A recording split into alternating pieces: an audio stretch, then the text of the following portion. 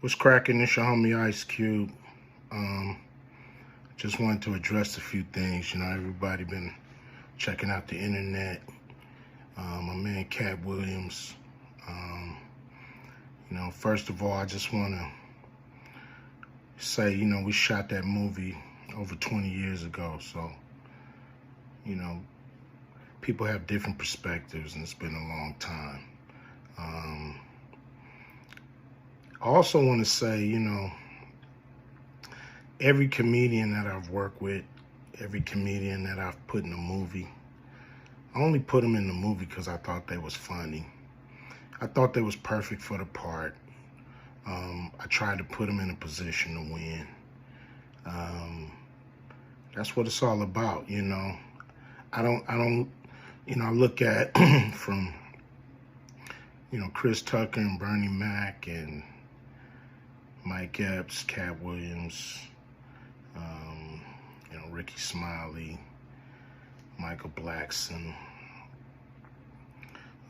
Cedric, Kevin Hart. All these guys I know are funny as hell. I didn't discover them. They were doing their stand-up or doing their thing, and I knew that they were great and that they could act, and that if I have an opportunity, I was gonna give them an opportunity. To me, that's what it's all about. Far as specific things, Katt was 100 on a few things. Most of what he was saying, a couple things, I just want to clarify.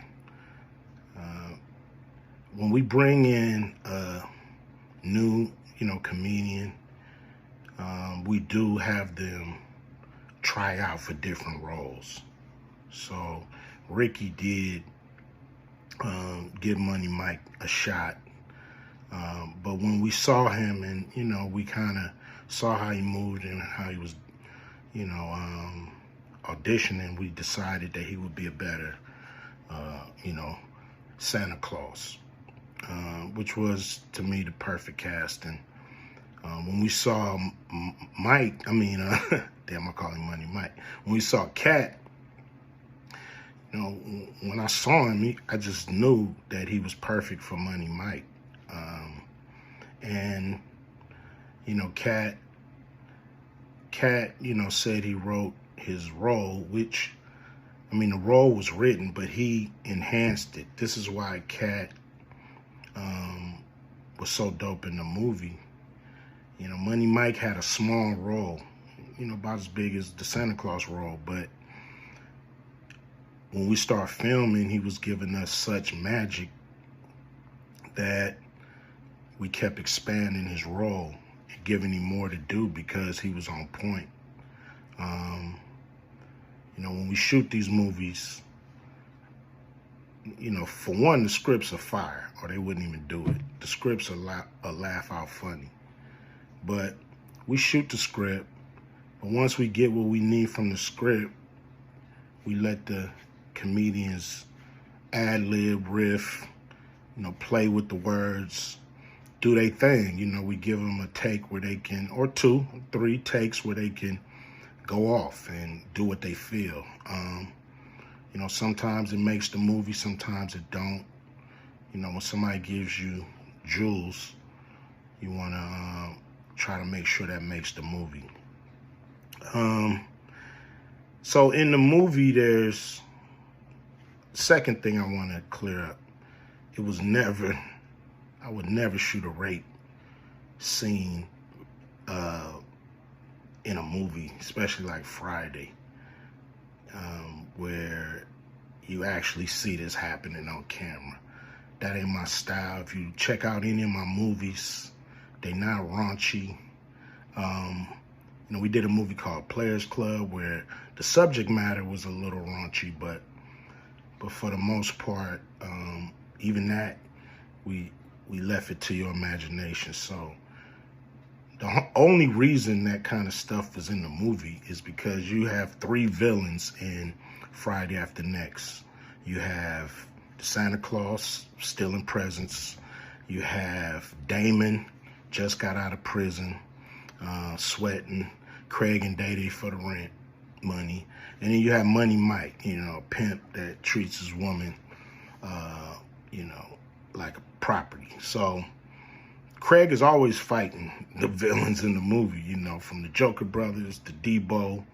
And so we already had Craig fighting Santa Claus. And the only real way to get rid of the other two villains was to have them go against each other. And the plier joke was always in the script. It was never, we would never ever show that.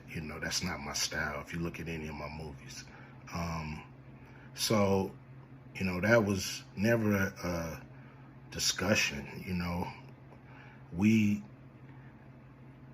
at that point in everybody's career,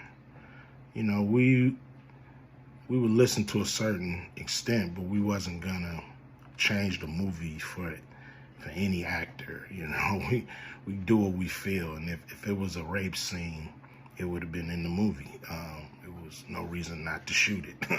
But that's not my style. I don't even like that kind of shit in movies, on camera.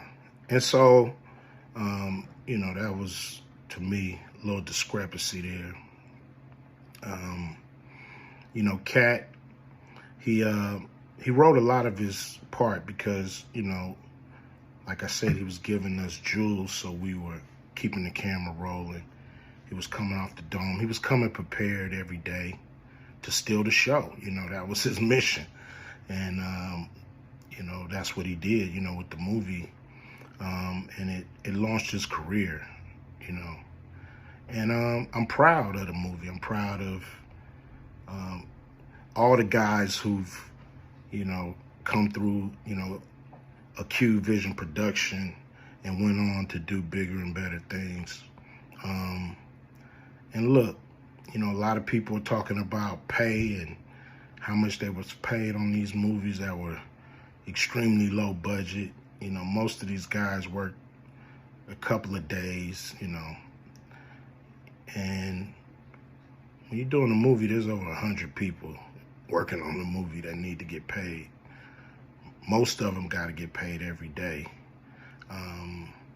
And there's pre-production and post-production. Even after you finish with the actors, you got to pay editors and sound people. And my movies are all about quality, so most of the money go up on the screen. I'm not giving you no bullshit. I'm not giving you no low budget, shit you can laugh at because it's so cheap. So, we try to put all the money on the screen.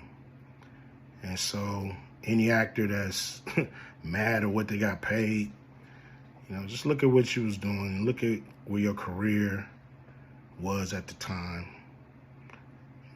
Take a look at where it is now.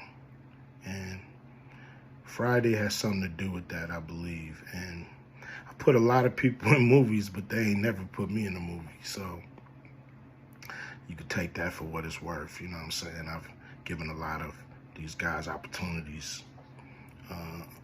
And I still act, so I'm waiting for a call. I ain't got to produce everything or write everything. I got love for all the comedians that I've worked with. Got, much love for Katt. He spoke up for me a lot. And I just wanted to be clear and clarify some things. And shit, man. I hope y'all have a good 2024.